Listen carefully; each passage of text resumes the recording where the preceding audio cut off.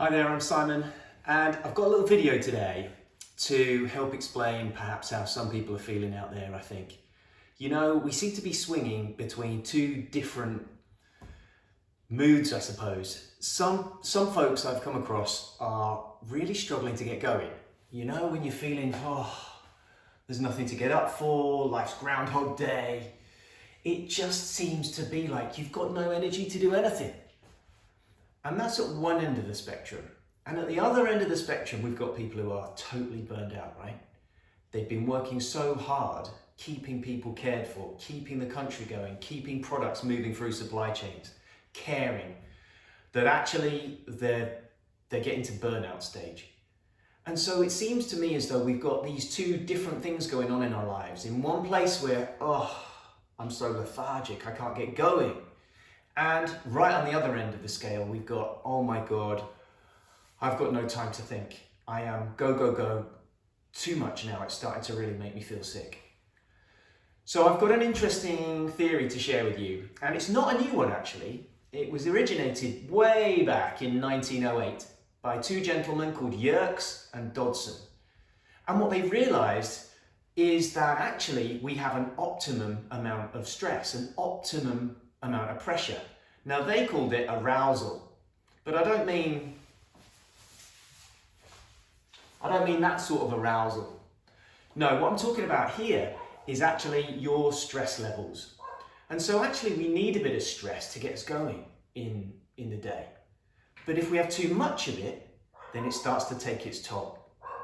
So I'm going to share with you exactly why that is and what happens here, because I reckon that you'll be familiar with some of these things. And I've got a couple of great ways to break the cycle. All right, so here we go.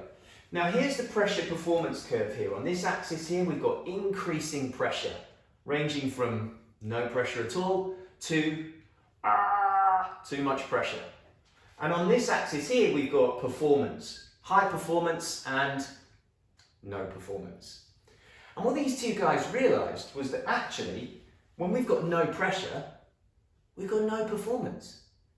You know, when we're not being stimulated, when we're not being aroused, we've got no performance. We can't get up. We're struggling to do the things we need to do.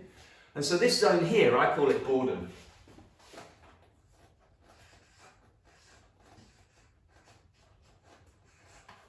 Bored. And you know what?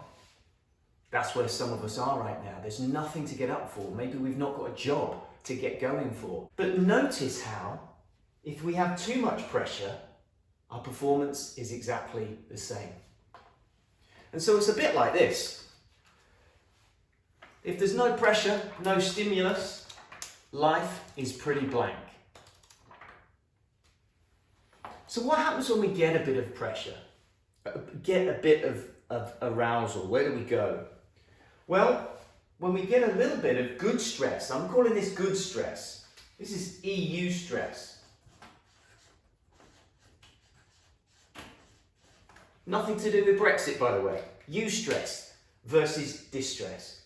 So if we get some stress, some arousal, then we tend to move into this zone here.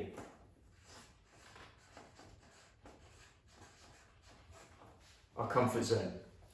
Now we get used to it. We get up, we go to work, we've got a job to go to. There's a little bit of reason for some get up and go. Gets a bit mundane though. It gets a little bit samey, a bit Groundhog Day. And so we get in this comfort space here. Well, that's not too bad, look. Our performance has come up. And it's the same over here, actually. Even when our pressure is too much and too great, we can still go to work, we can still function as a family member. We can still do the things we need to do, but of course, we're perhaps not performing at our optimum. And so how does that change? Well, if we can perform at our optimum, at least we have something there. There's an outline of life for us to get involved with. So where are we heading to with this? Well, I think you're already one step ahead of me. Bored, comfort over here, what we got? Burnout. something that's very familiar with me in my journey was actually, having so much pressure, I just was laid out on a sofa, couldn't do anything. So what happens if we're in this zone here in the middle? Well, this is a stretch zone, right?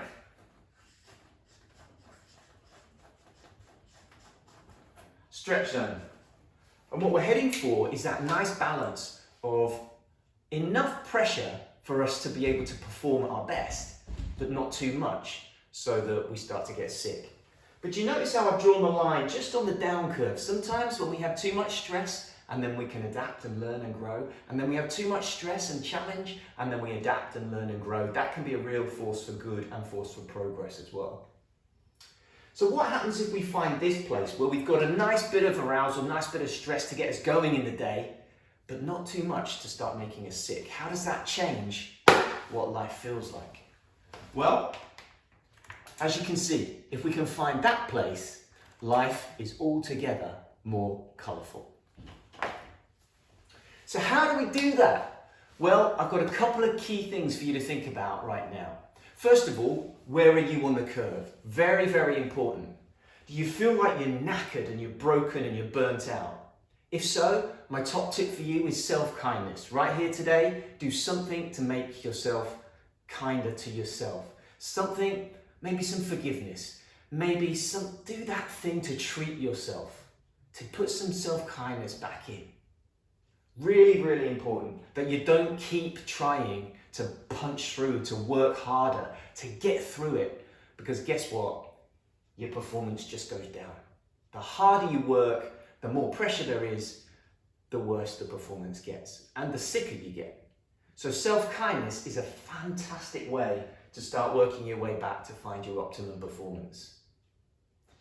And over here, what do we do here? If you're in that lethargy, I can't get going, I can't be bothered, how do I even face another boring day?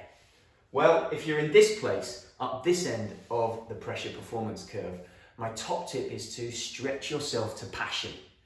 Now, I don't mean amorous passion. What I'm talking about here is stretch your mind, stretch your body, or stretch your soul towards something you care about. Maybe you want to learn something, forensic psychology, or that little thing that you've been thinking, I wonder what that's all about. Maybe stretch your mind. Maybe stretch your body and put a bit more pressure and stress through your body. A bit more, maybe run a kilometre further today. Give yourself a challenge. Could you do 100 miles for charity in 100 days? And thirdly, stretch your soul. Now, what do I mean by stretch your soul? That's a bit fluffy, isn't it? Well, what I mean by stretch your soul is try raising funds and giving. Maybe giving's a great way of well-being. Giving your time, giving your smile, giving your energy. Having some fun and laughter. Maybe watch some funny videos or have a disco in the kitchen. Maybe some singing. Or love. Tell someone, how about this? Your arch enemy? Tell them how much you like them. Get over that annoyance inside. Something to lift your soul. Something to surprise people with. So there are three things: stretch your mind, stretch your body, stretch your soul towards something you're passionate about. And if you're over on this end of the spectrum, my strength to you, because I've been there and it ain't pretty, try some self-kindness and just letting go and allowing yourself a chance to recover. So that's it, a quick overview of why we're feeling or and if you like it, then please get in touch with me. If you want to work with me to help you get over some of this stuff, then this is some of the things that I do to help my coaching clients to get themselves back to peak performance. Take care, folks.